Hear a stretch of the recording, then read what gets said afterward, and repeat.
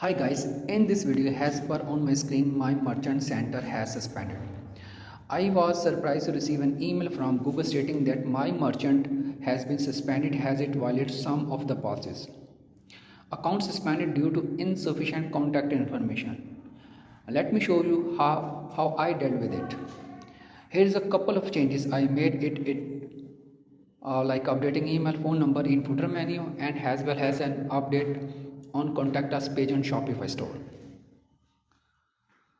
Now let's appeal for review. Here we go.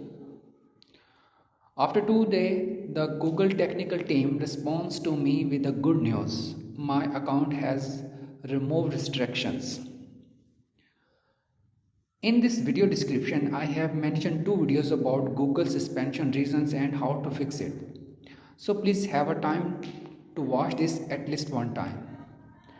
Thank you for watching.